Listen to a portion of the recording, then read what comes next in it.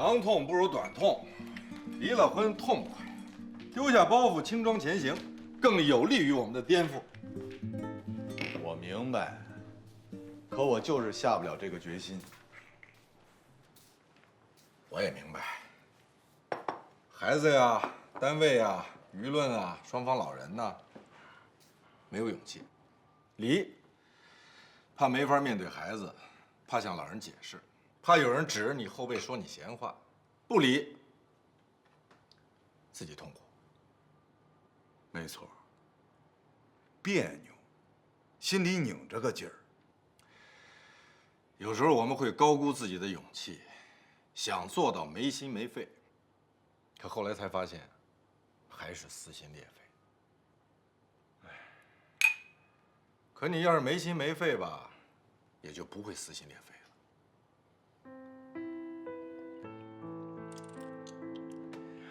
问题就是我的内脏很齐全。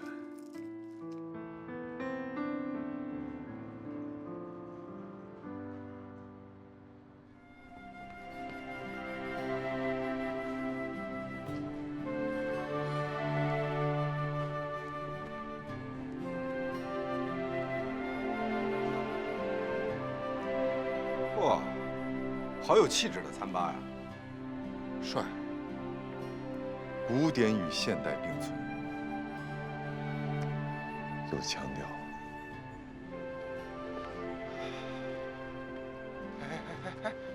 江小美，哟，江导，天哪，蓝白二位先生可真够巧的。是巧，哎，给你们介绍一下，这是我的好朋友欧小欧呀。他们呢是我带旅行团的客人，白志勇先生，蓝天瑜先生。你好。久闻大名，听小美姐提起过你俩醉鬼啊，精神状态很不健康啊，把我们小美姐带的团儿搅得那是一个乱七八糟。不过形象嘛，还不错啊，都挺帅的。我以为你们俩得是那种尖嘴猴腮、獐头鼠目类的呢。这姑娘挺二的哈。是挺二的，不过还行，没说我们人模狗样。田小伟，在背后讽刺人，属于道德品质问题啊。哎，蓝老师，你好像瘦了吧？是不是从阿德莱德回来之后就一直在外面疯玩呢？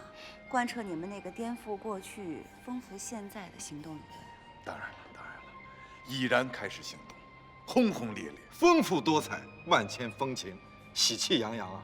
真的开始了，佩服。成果怎么样？成果显赫啊，当然，也是艰难曲折的。看你们这两张筋疲力尽、风尘仆仆的脸，哎，还残留苦大仇深的痕迹，这肯定是曲折的呀。喝点什么呀？酒啊，哟，这毛病没颠覆。什么酒？都行。对我们好伺候，什么酒都行。坐。这就是酒鬼的最高境界。早知道给你们预备点医用酒精了。哎，我说姑娘，你跟江小美真不愧是好朋友，这嘴一直都这么损吗？惺惺相惜，志同道合呗。哎，这是什么情况？哟，怎么回事啊？这是自助餐吧？小美是这家餐吧的大股东，导游只是兼职。大股东就是老板啊？女资本家呀。江小美，可以呀，这么低调。梁老师，今天多喝点啊，别考虑预算。江小美请客，合适吗？太合适了。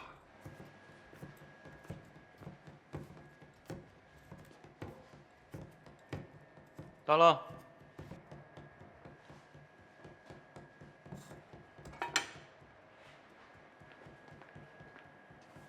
师傅，怎么了？欺负谁了？给打成这样？我敢欺负谁呀？我爸不开了个餐厅吗？对面嫌我们抢他家生意，天天捣乱，说菜里有些苍蝇之类的那些俗招。升级了。昨天把我们家玻璃给砸了，今天早上我去找他们评理，嚷起来就被打了。光鲜亮丽，神采奕奕，穿着时髦，高级白领。像，哎，三无人员，无钱无业无房。哟，可以呀，姑娘。对，像你这样的年龄、形象、气质，可以无业，有业多累呀。我明白了，怪不得你也是无业游民呢，因为你自认为自己长得也挺这样的。哎，你看这兰老师，长得也还算挺这样的，不还在兢兢业业的工作吗？谢谢夸奖。其实我跟你们说呀，我早就想把我儿子的名字改成叫郝帅。这样的话呢，别人看到我就说呀，好帅的爸爸。好无耻！哎，你们俩笑什么呀？对呀，难道你们觉得“好帅”这个词儿用在兰老师身上很可笑吗？哎，要谦虚啊，不管长成什么样都要谦虚。你这就有点不谦虚了啊。不过话说回来啊，房子、工作、钱，这三样东西，哪样不让人有压力？哪样不让人愁眉苦脸？这三样东西全没有，才会是新的三无：无牵无挂无压力，才能活得精彩，活得潇洒，活得有力量。那就有更新的三无：无心无肺无前途。白志勇，我刚刚还在这儿苦口婆心地劝小欧去找工作呢，你就来这么一通歪理邪说。我刚把他给骂蔫了，你看看又精神了吧？眼睛里又冒贼光了。其实吧，拥有的东西越少，心里的负担就会越小，就会越轻松越滋润。现在一大堆假装聪明的人，天天高喊着要潇洒的活，要潇洒的活，结果呢，99%的人都只是在说，要么不敢去做，要么懒得去做。看见了吗？看见了吗，兰老师？咱们孜孜以求、拼命追求的活法，人家姑娘早享受到了。榜样啊！小欧姑娘，这么说你也是轻松自由派啊？现在社会多宽容啊，是不会歧视我们这种三无人员的。隔三差五的还有人夸夸我潇洒想得开。听听，听听，江小美、江政委，你身边终于有了一个明白人，同路人啊！明白个屁！我看就是你们几个不负责任的人啊，碰巧凑到一块儿了，臭味相投，狼狈为奸。你看，还能打赏电影屋呢。赢了。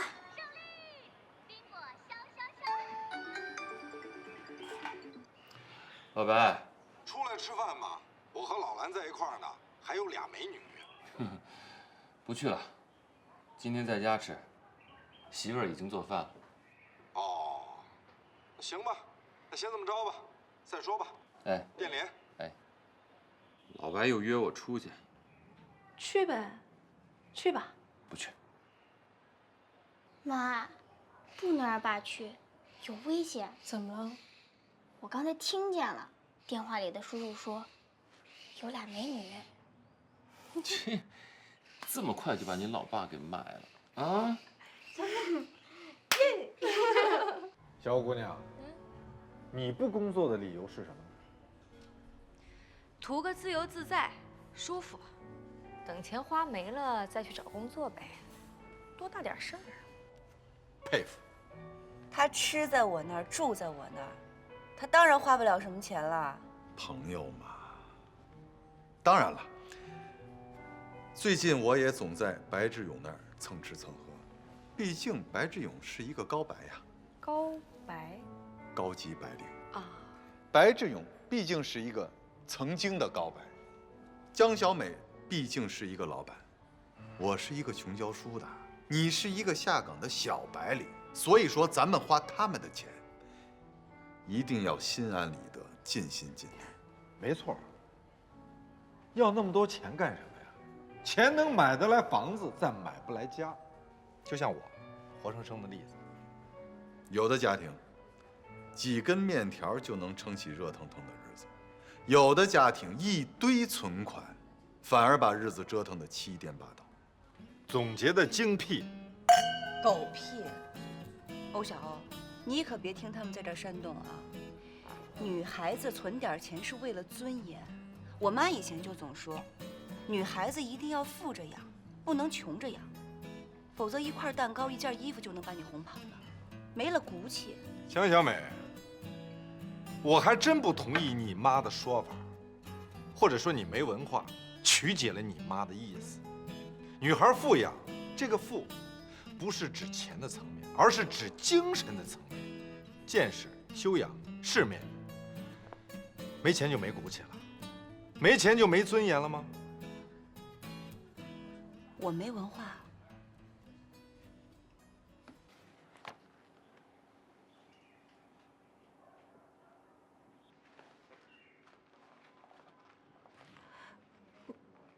你还是给小雷买了。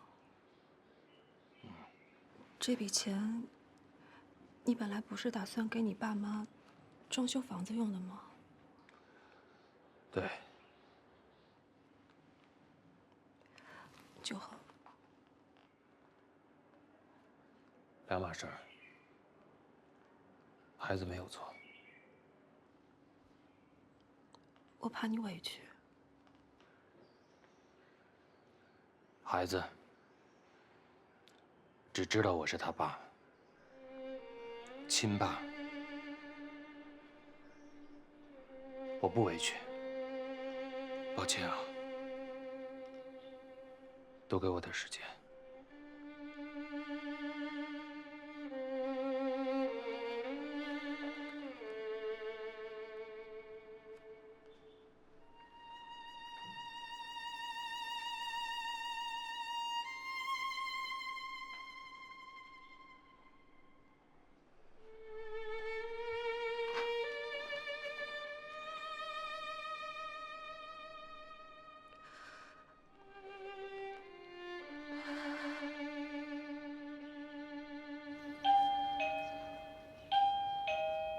谁呀？谁呀？哟，这么晚了，刚起床，又熬夜了吧？熬夜是因为没有勇气结束这一天，不起床是因为没有勇气开始这一天。为你的臭毛病找借口，一直是你的毛病。我看你啊，是改不了了。干嘛呀？大包小提溜的，有什么事儿求我？是不是东西又忘了？给我打个电话，我给你送过去。反正我现在无业游民，有大把的时间。这东西是我爸让我给你送过来的。我也不知道怎么了，你这么混蛋的一个人，居然能把老爷子糊弄得这么喜欢你，都离了婚了，还非得让我把东西送给你。那是因为老爷子的眼睛是雪亮的，他看出来了我是受了委屈的人，知道他女儿欺负了我，心疼我。哎呀，温暖啊！哎，这个忘了拿走了。女人的命居然能忘，拿走。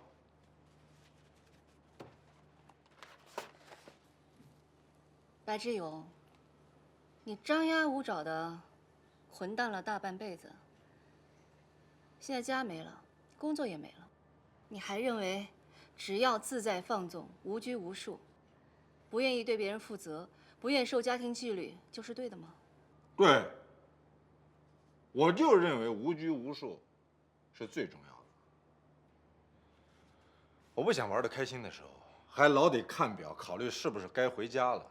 我不愿意皱皱巴巴的跟在那个老板屁股后头，对那些傻帽客户点头哈腰。我过够了那种看别人脸色的日子。我不愿意忍气吞声，小心翼翼的过一辈子，这有错吗？忍气吞声都出来了。看样子我跟你离婚是万分正确的选择，要不然还不得委屈死你啊！我也想通了，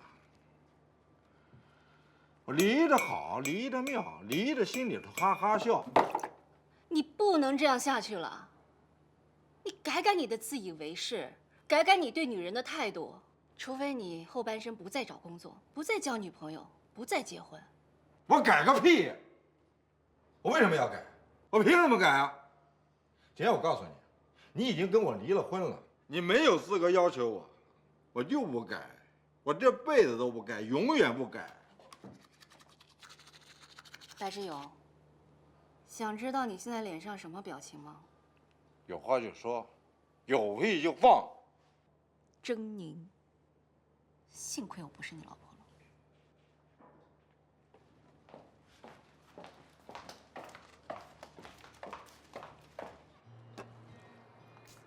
钱老板，上酒。蓝老师，哎，你还真颠覆了啊！天天跟着白志勇这个无一二混子瞎晃悠。怎么说话呢？哎呀，我呀是在享受锃亮嘎新人生，快乐无比啊！哎，那个黄九恒呢？旅游回来，你们没再见过他吗？跟我们亲爱的蓝老师一样，也是天天在我那儿混。我们仨现在基本上是吃喝拉撒睡全在一起，同居了。他可是个病人呀！啊，跟你们一块儿改变人生，他那身体能受得了吗？他那病，黄九恒得的不是绝症，他的痛苦也是家庭问题。又一个家庭问题。你们仨还真是同病相怜啊，同一个病房的病友。这黄九恒的家庭问题是什么呀？能说吗？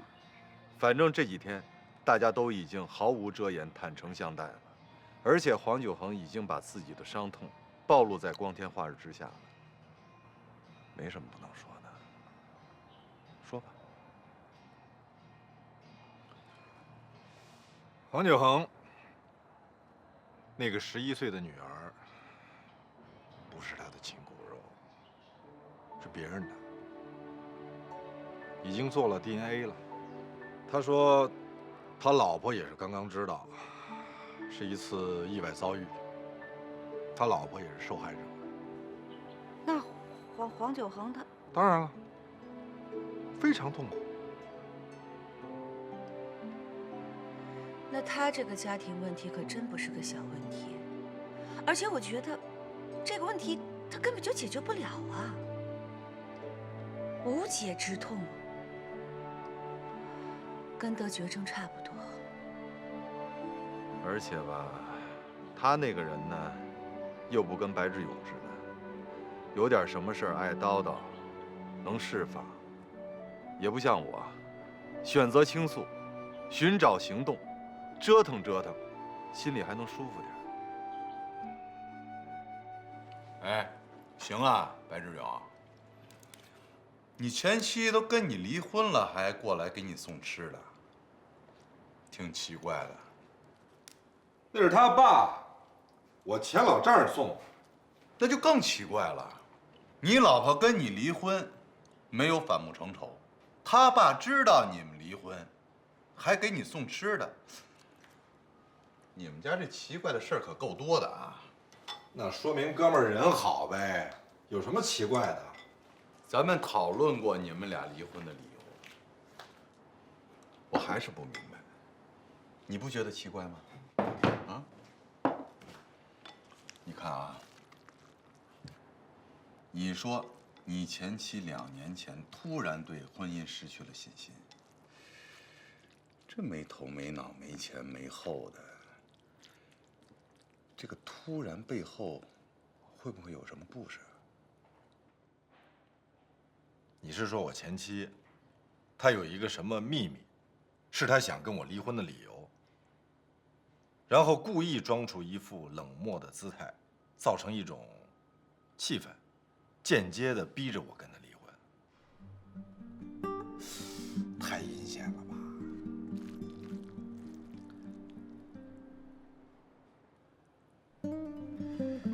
难道我和景雅之间真的有一个我不知道的故事？男人？不知道。吃面。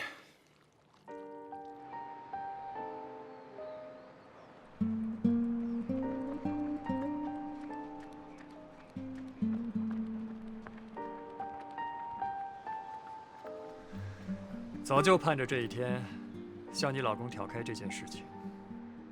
这样，我们就不再会有心理压力，会不再紧张，会更加亲密。可是挑开了，我反而觉得你离我越来越远了。也许是我们把事情想简单了。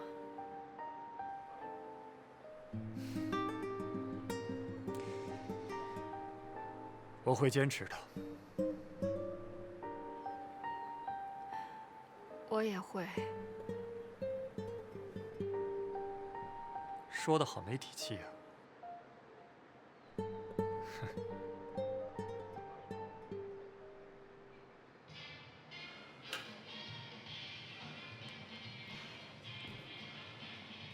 老黄，怎么了？你们这是什么情况啊？咱不是说好了要颠覆吗？刚有了理论指导，也有了一些实际行动，就往回缩呀？这要复辟啊？是什么事啊？哎，你听见我在说什么吗？不知道。走神了。行了，老蓝，别绷着了，回去跟你老婆好好聊聊吧。你今天一天都在走神。我不跟他聊，见到他我别扭难受，气得我肝疼。你不是一直口很正，嘴很硬，说你心地善良，能理解你老婆的行为吗？怎么就不能聊了？我老婆当着我的面跟我说喜欢上别人了，不喜欢我了，这不就等于他拿嘴巴啪啪啪啪抽我脸吗？这是什么呀？耻辱啊！谁能这么快就心安理得呀？谁能这么快就超脱呀？那就更不能回避了，必须以毒攻毒，脱胎换骨，这不是你说的吗？现在只有这种办法，只能勇敢地去面对这血淋淋的现实，揭开这已经腐烂的伤口，该消炎消炎，该缝针缝针，再好不了，只能手起刀落。这样你的伤口才能尽快的好起来，才能真正找到自己快乐活下去的勇气和方向。怎么又叹气呀？我不怕天不怕地，就怕你蓝天鱼叹气。你们俩到底怎么了？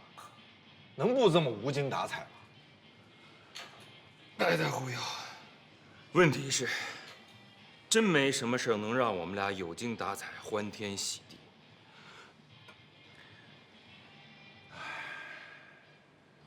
蓝天鱼无解的痛苦，和黄九恒无解的郁闷，更说明了我们得颠覆自己，不怕丢人现眼，不怕讽刺打击，先想自己，别想别人。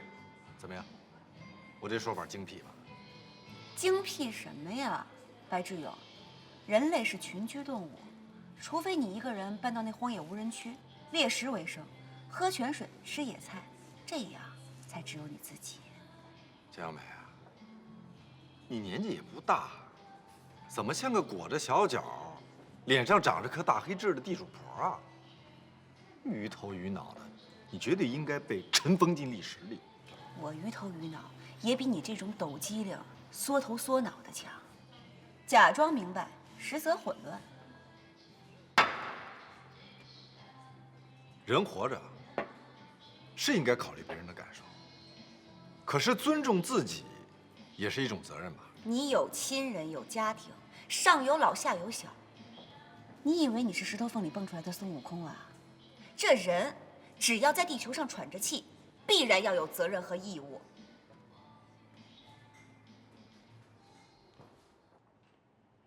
你跟那个教练还有来往吗？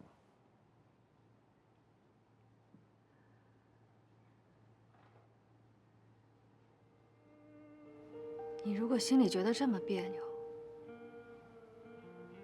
那咱们就痛痛快快的把婚离了吧。动不动就拿离婚来威胁我，就好像我拽着你不想离婚似的，就好像我多爱你似的，离就离呗。我也不是想逼你立刻做决定，我愿意给你时间，等你想清楚。这事儿能这么快就想得清楚吗？上官慧，我告诉你，上官慧，要不是因为爸妈，要不是因为儿子，我他妈早跟你离这个婚了。你说，离了婚之后，啊，告不告诉老人？告诉不告诉孩子？告诉不告诉单位？怎么告诉？什么理由？你是不是想把4个老人1个孩子，再加上亲戚同事全叫在一起，租个会场，扯个麦克风，支个音响，做个报告说明真相啊？你不要脸，我还要脸呢！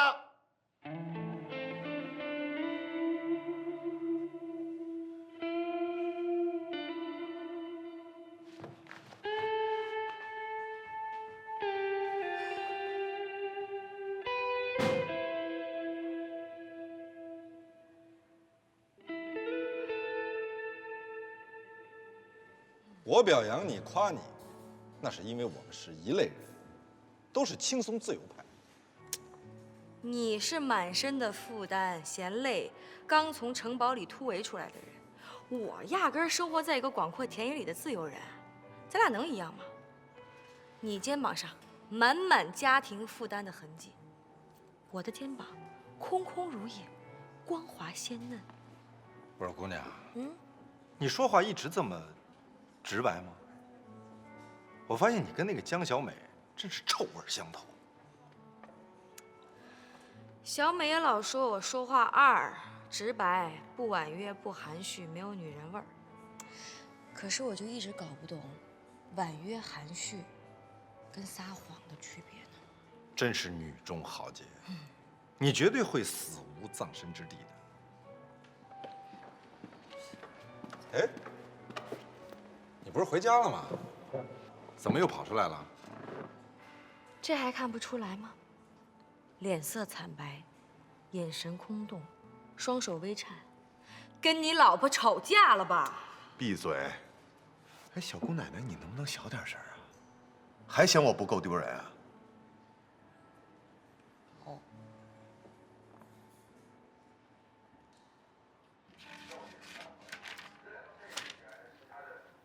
你会不会嫌吵啊？嫌吵的话，我把电视关了。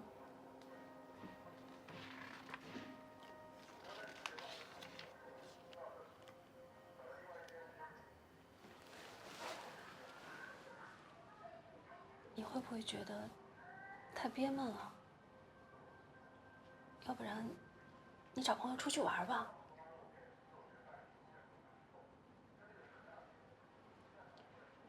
再要不然，我给你倒杯酒。林夏，你能不能别这么过分的关心我？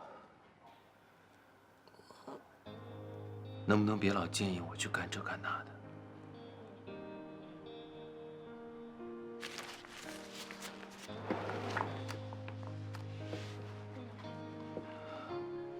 我告诉你，林夏，你越这样，越等于是在提醒我，王小恒，你很惨，你很笨，你很窝囊，你就是个傻帽。我该用什么样的态度面对你的这种关心？我不知道该怎么拿捏我脸上的表情。我真不知道。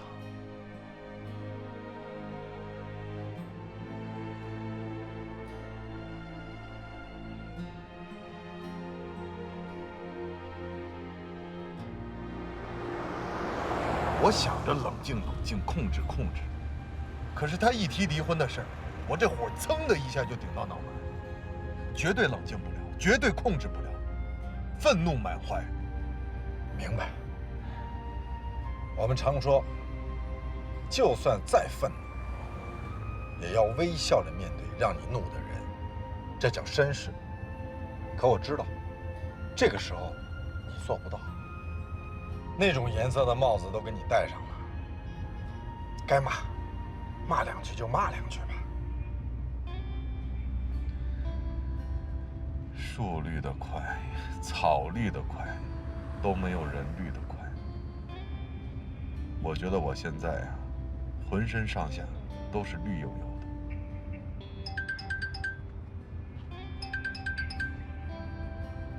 喂，老黄。老白，我已经到你们家门口了啊。哦，好，我们2分钟就到。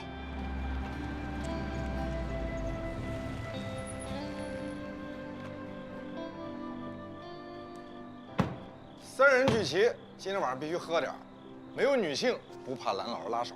对对对，我跟老白刚聊到绿的话题，咱们2个绿色人士好好交流一下。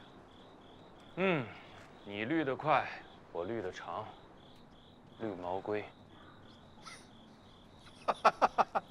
对不住啊，我不该笑的，但是你们俩太逗了，我实在憋不住，对不住。既然你老婆和那个教练说要分开，冷静冷静，那就说明他们的感情没那么牢。也许你老婆已经后悔了，你们俩还有和好的可能。反正你那个颠覆和反过来活的行动也老出现反复犹豫，离婚你又没那个胆量，所以和你老婆接着过，不失为是一种方案。可以考虑，只要你能原谅你老婆，只要你能真的不在乎你老婆这种精神出轨的行为。可我还是在乎。让我假装什么事情都没有发生，让我假装在心里头原谅我老婆，这绝不可能。绷一段时间再说吧。哦，对了，老白，我老婆从娘家搬回来了，我可能还得隔3差5的住在你这儿。没问题，我给你把钥匙，敞开大门迎接我落难的兄弟，是我义不容辞的责任。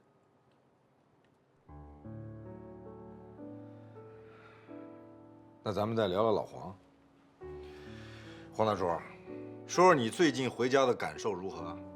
憋屈、别扭、压抑。为了我女儿，这几天住在家里头，可是我住着住着，怎么就住出一种特别陌生的感觉？我觉得只有客厅里的拖鞋、洗手间里的牙刷，还有厨房里那几把菜刀跟我有关系，其他的都是别人的。在家里头待着吧，就像是住在宾馆里。好，好什么好啊？这有什么好啊？至于让你这么兴奋吗？幸灾乐祸啊！我说好的意思是你们俩的感受更加证明了我们颠覆的理论，不在郁闷中灭亡，就在郁闷中爆发。我问你们俩，能 U 型转弯180度掉头过以前的日子吗？我要听真话。我不能。你呢？暂时也不能吧。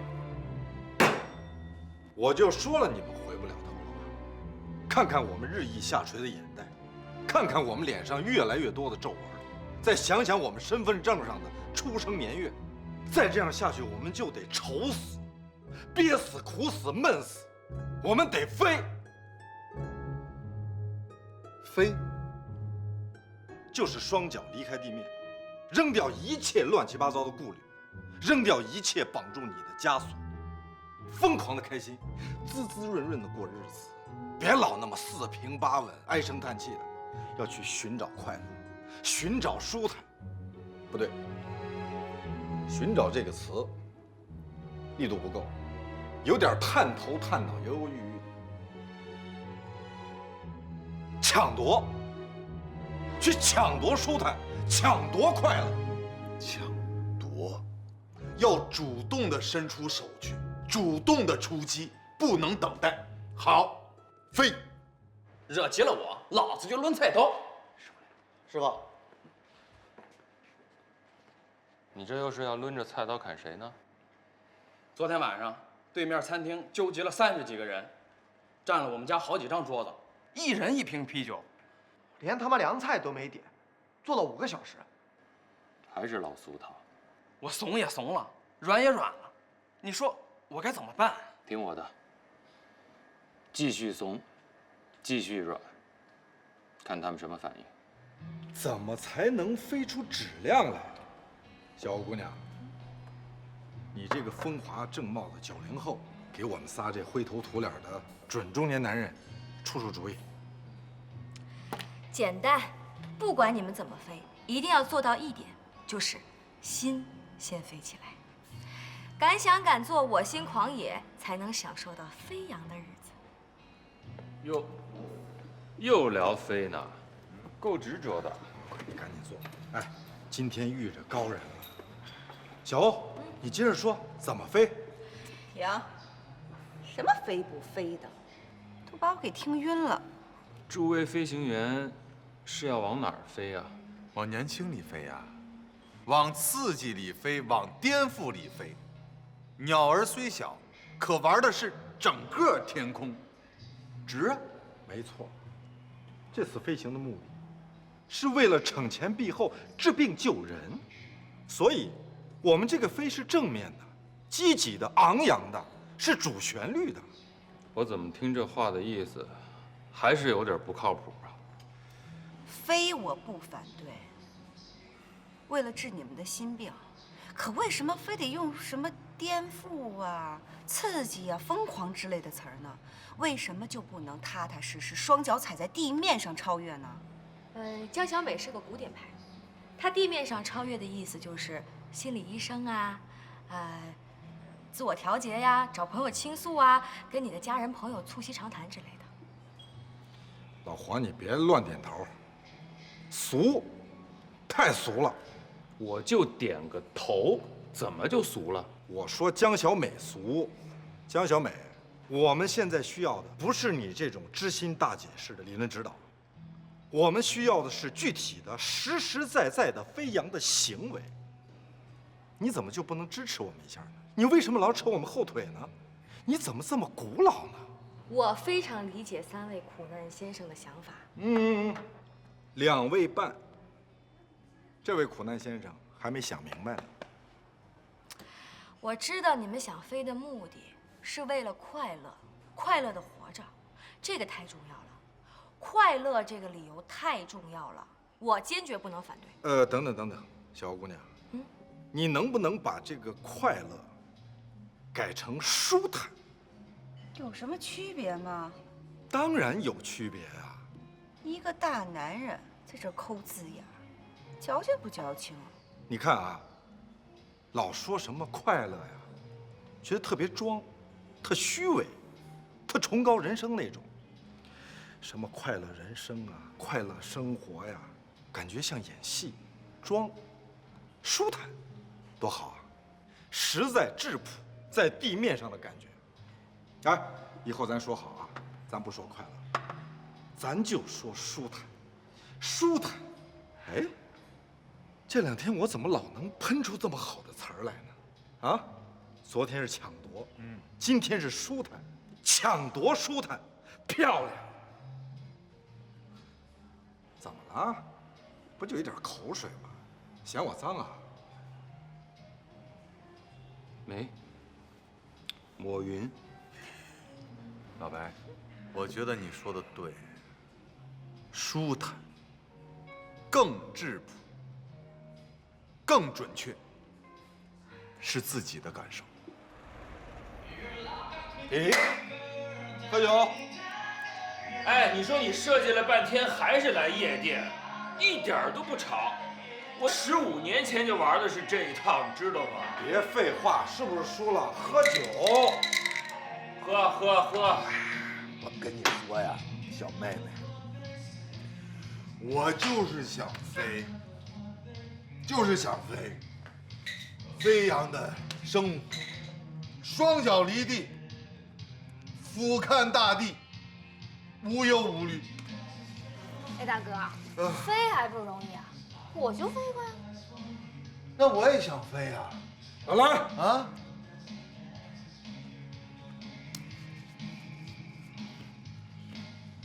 放心吧，不会拉，有控制。